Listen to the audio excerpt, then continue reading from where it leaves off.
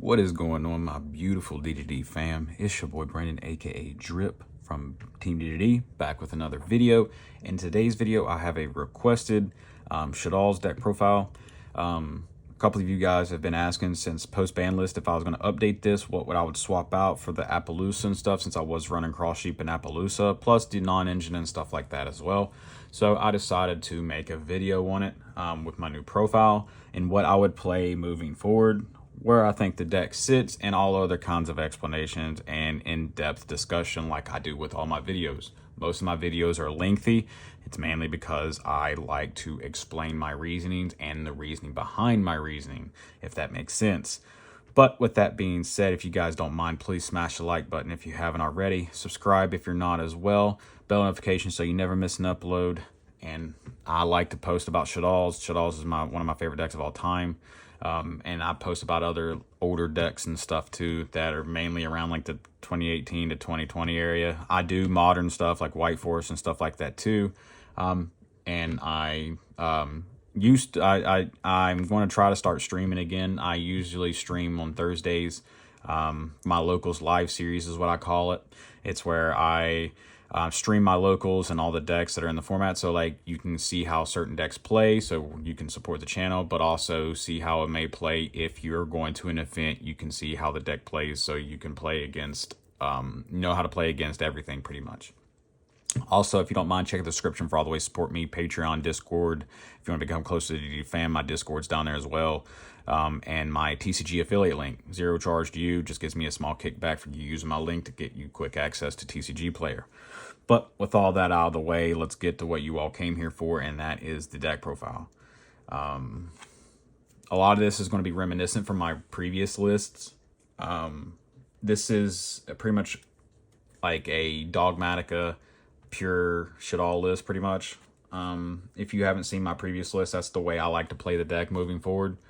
But yeah, we got 3 Mathematician. I was trying to cut him down to 2, but like I just want to maximize on normal summons, which is 6. So I can always have one if I can. Speaking of normal summons, we got Cartesia, which is the polymerization on legs. This card is really nasty. This is the main normal summon, but this is the second best normal summon, obviously. What else? Doing this profile on engines. I decided to cut the high spirits down to 1 instead of 2, so I don't brick on it. Also, seeing this without a spellcaster in hand is really shitty. If you haven't seen my previous list, this pretty much whole entire deck is spellcasters.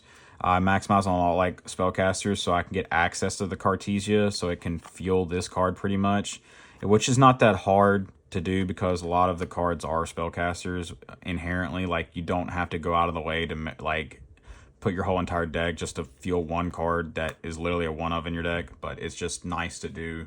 So if you can do it without like conflicting with anything, that's it for that portion of the deck. Moving on to the Shaddolls, which is the big meat of our list.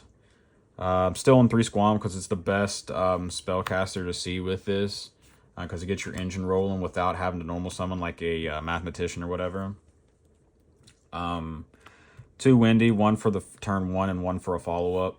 I just like it. I know you can recycle it with like Resh and stuff like that, but I just like having 2.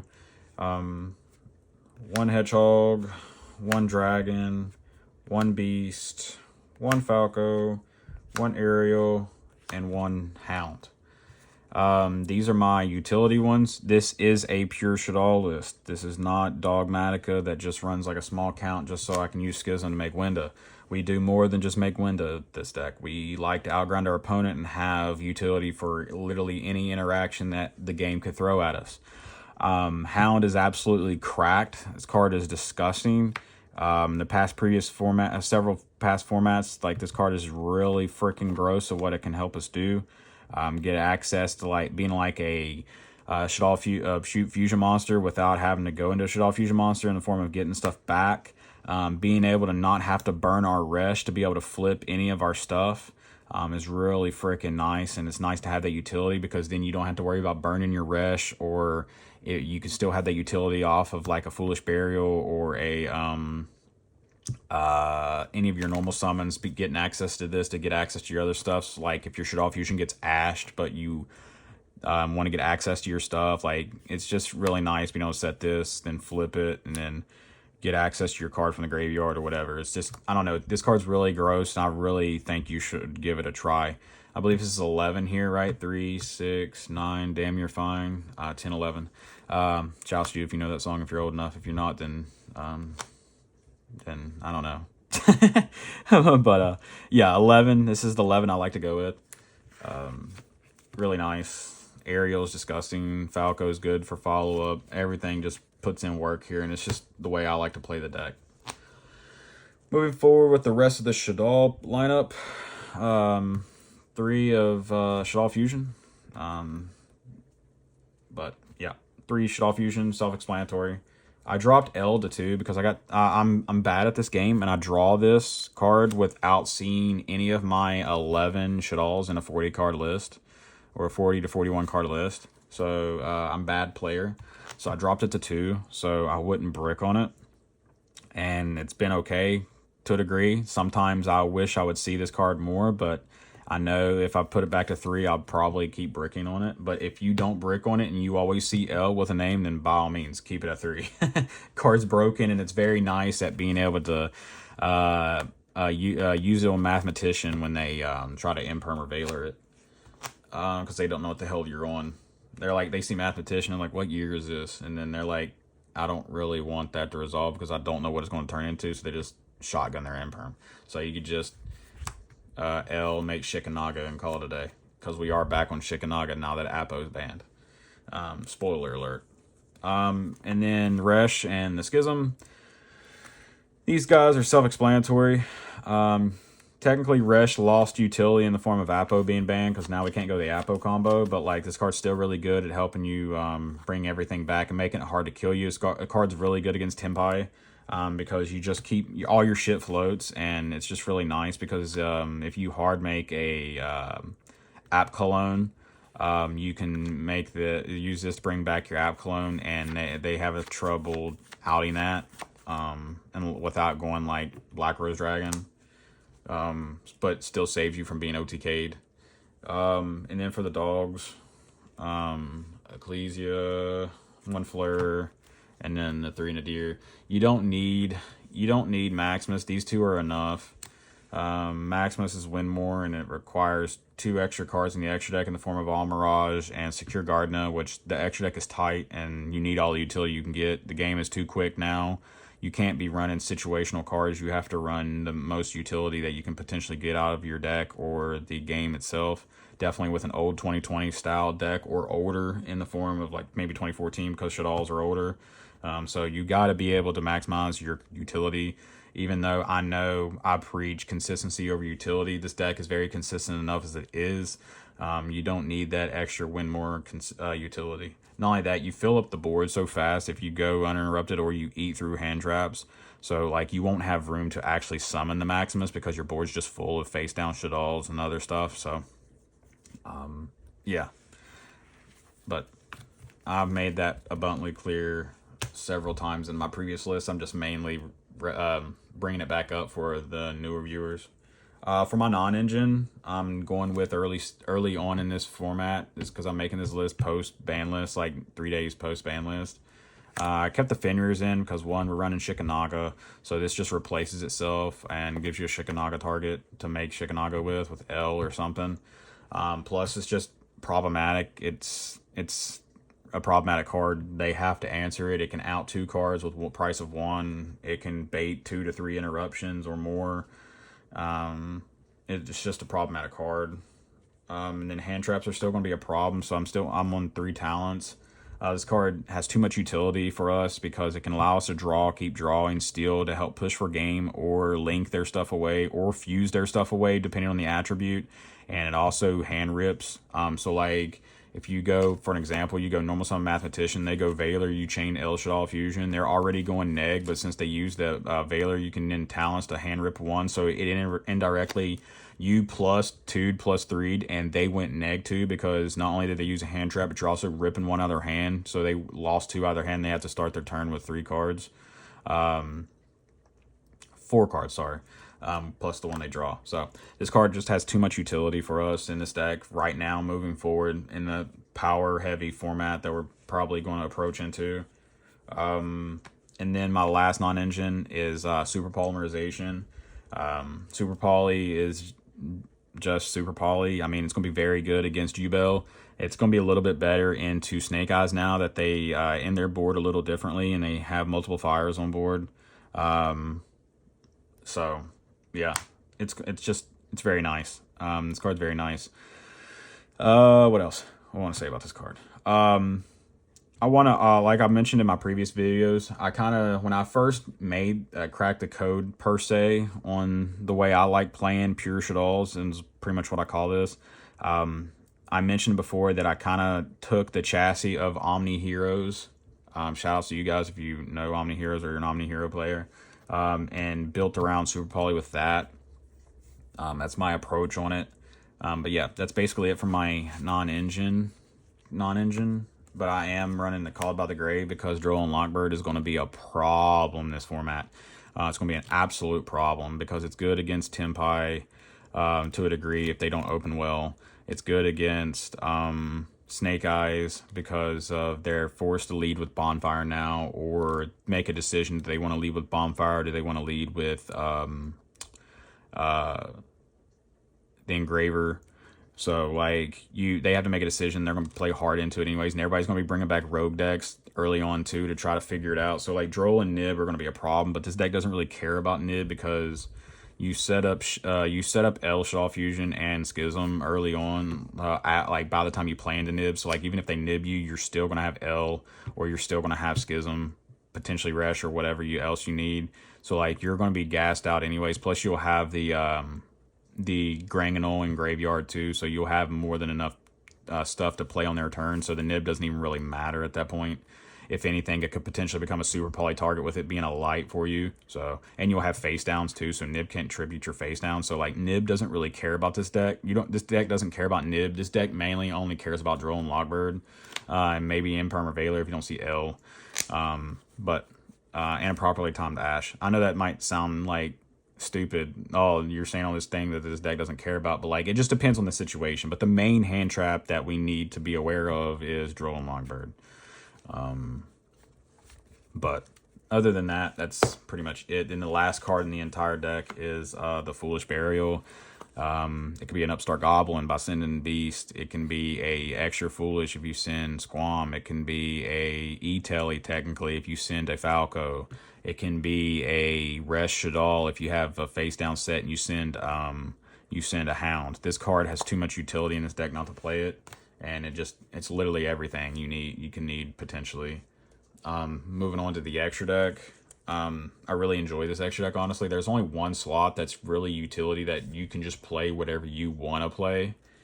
And then we'll talk about that when we get there.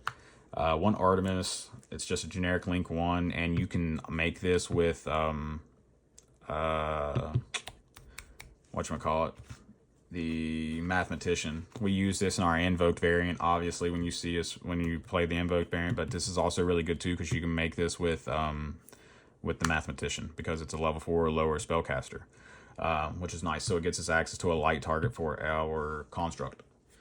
Gravity Controller, because this card is busted. This is necessary because if you don't open very well but subpar at best, you can still and you get one fusion on board, like you could still set up Schism combo at very worst with monster in your action monster zone like Construct, and just link this away to get access to the Schism.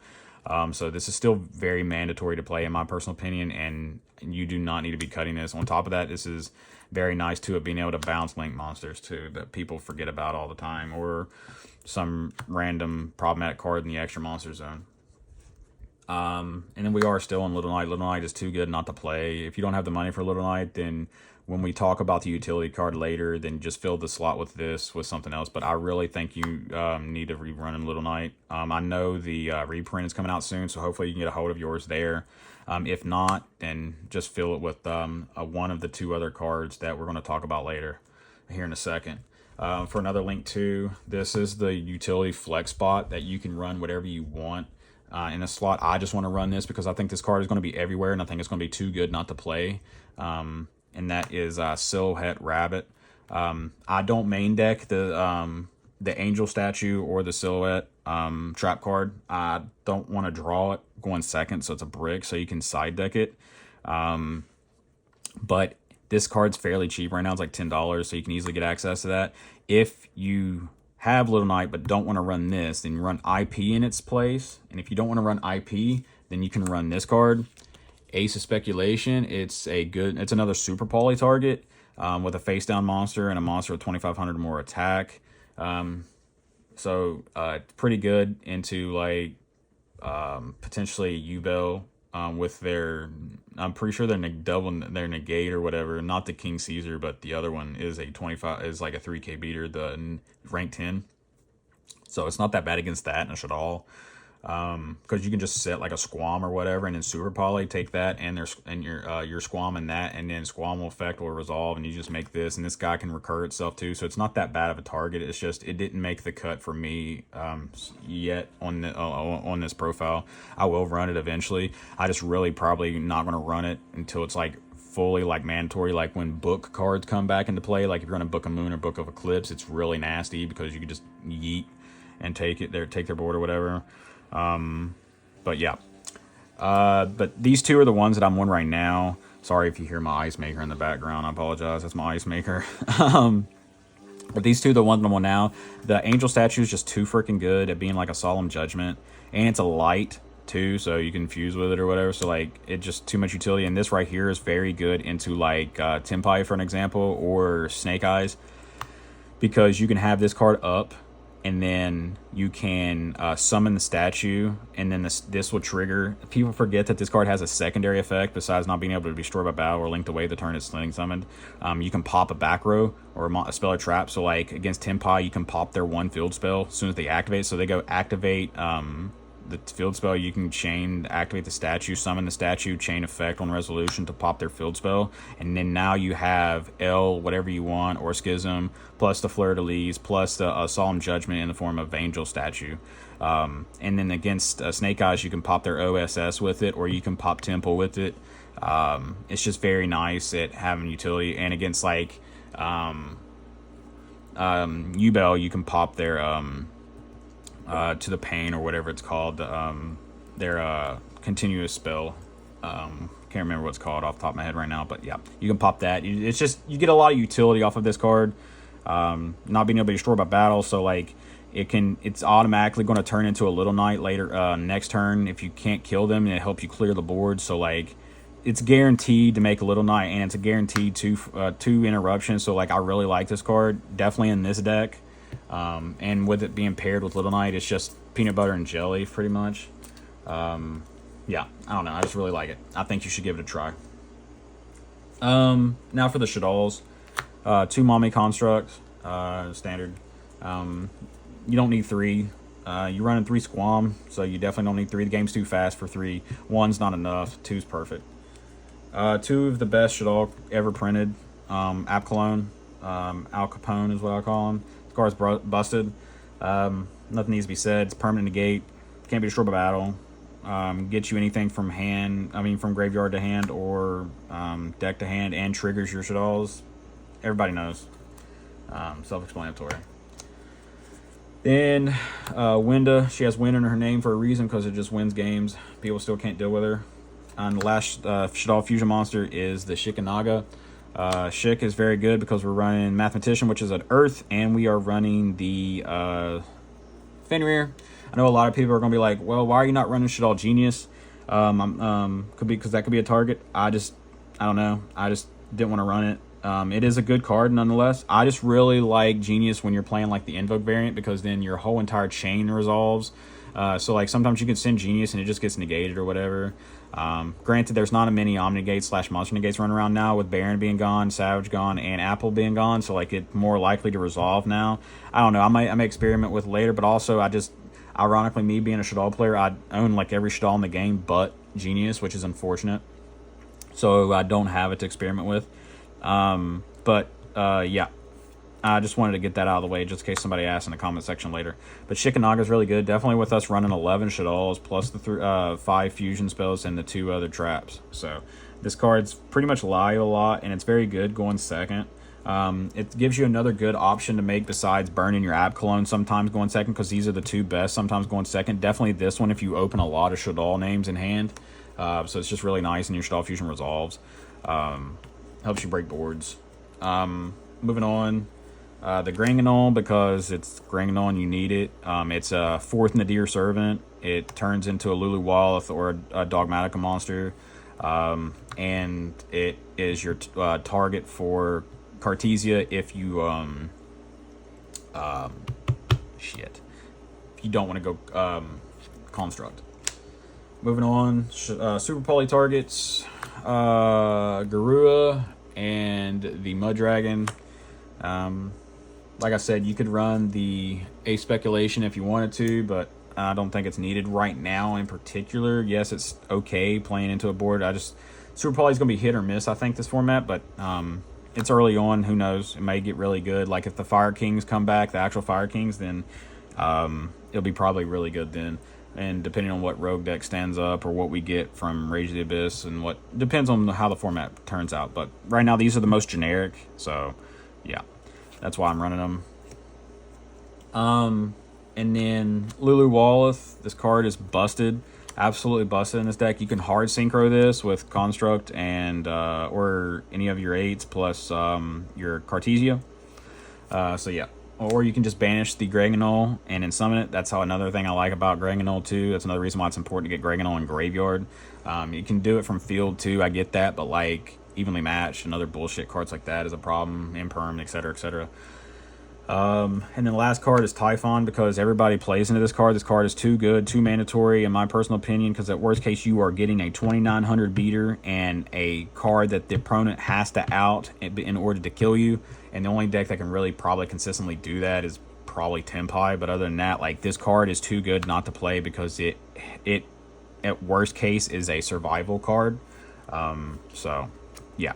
This card is too good, and it helps you break boards, because obviously we're not running hand traps. We're running a board-breaking version of Shaddolls, which our deck doesn't have the ability to play like 15 hand traps, so you have to maximize on utility in the form of the best way to break boards. And if you couldn't already tell, that's why we are running the Talents, the Super Poly, and the Fenrir. Arguably the best board breakers in the game right now, besides like a Droplet or a Dark Ruler, but they are board breakers, but I don't really consider those board breakers because they turn off the board so you can break it with Engine, which Shaddolls do inherently well anyways. It's just I wanted to use these because there's multiple utility factors of what these cards provide for us. Yes, they break boards, but they also contribute to our Engine as well, as Super Poly being able to Super Poly into other like Shaddol cards or other ways to OTK cards. And in Fenrir being able to be a board breaker, but also refilling the hand to keep card advantage up, plus being able to make Shikanaga because it's an earth. There's just so much utility that comes from our non-engine that we wouldn't get from like a Droplets or a Dark Ruler, but those cards may be, they are used in potentially the side deck, or if the format shifts enough to where we have to main deck them in this list, then we have to, like Dark Ruler.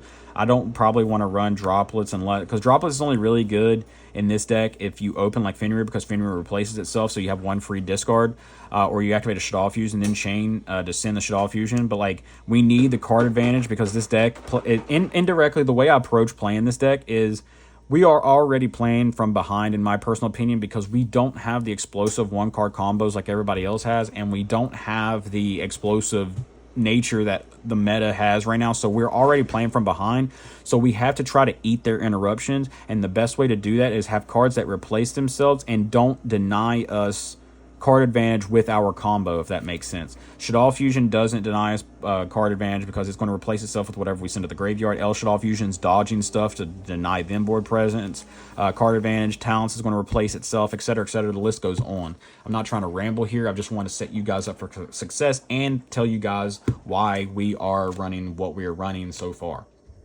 That's it for the main and the extra deck. I don't have a side deck because I just don't. But if you want to know a generic side deck, I would probably run 3 Dark Ruler, 3 to 4 Bestials, your choice, whatever one, because they're very good right now. Definitely against Uvel and good against Fiendsmith. So like, why not run them? Because if you play against Snake Eyes Fiendsmith and you banish one of their Fiends, obviously whatchamacallit's banned now. So if they don't have 3 Fiends, they can't make Desiree. So you just win.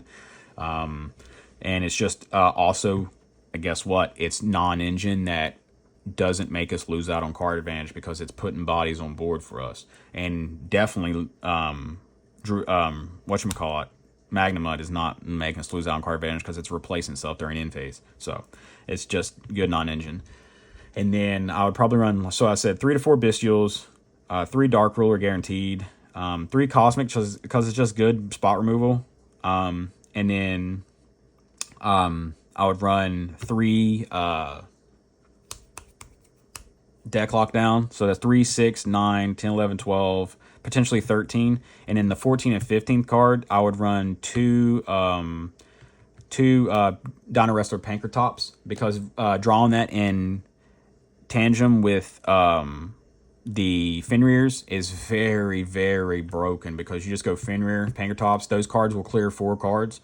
You could potentially run evenly if you want to run evenly because evenly is going to be very good moving forward. But that right now is what I always play early on. If you don't want to run the Cosmics, you can run evenly. Evenly, that would probably be a better option anyways. That's a very good one. You could also run Phantasme, but Phantasme is awkward because it conflicts with Fenrir and it conflicts with Evenly Matched. But that's just a different option if you want to run that because they're obviously going to be linking with SP still being in the format and the Fiendsmith stuff being in the format. So like it's always pretty much going to be live, but it's up to your personal preference. I'm probably not going to run it because I'll probably keep the Evenlies or the Cosmics as those are the 3 flex spots. So that would be the side deck that I would run for generic and high tier play. What you're going to probably play against stuff. Arguably Droll is needed to be in there because even though it is a hand trap, not a board breaker, it just breaks boards. Also, I don't know, there's just so much you can do. You could run Mind Control in the Change of Heart package too if you want. It's just your personal preference and what you have at your locals. If you are taking this to a bigger event or locals event or whatever and you want more help with the side deck, just let me know in the comment section down below what you're expecting to see at those events outside the meta, obviously. So like I can already help you. I already told you what you're going to see at the bigger events. But if you have specific decks that you play against at locals and you want help to combat that, just let me know in the comment section or message me in the Discord fam, and I'll be more than happy to help you guys. Typically that's like a Patreon thing, but I don't care to do it to help you guys once in a while. But I know this has been a lengthy video and I appreciate you so much for being here and supporting, but I don't want this video to get even longer than it already is. But with that being said, if you don't mind, please smash that like button and hit the subscribe button. We're on our way to 2,000 subs, and be on the lookout for upcoming videos, and let me know in the comment section what else you want to see out of me. I appreciate you guys so much, and it's your boy Brandon, aka Drip from Team D.D.D. Sign out next time. Peace. Good dueling, my guys.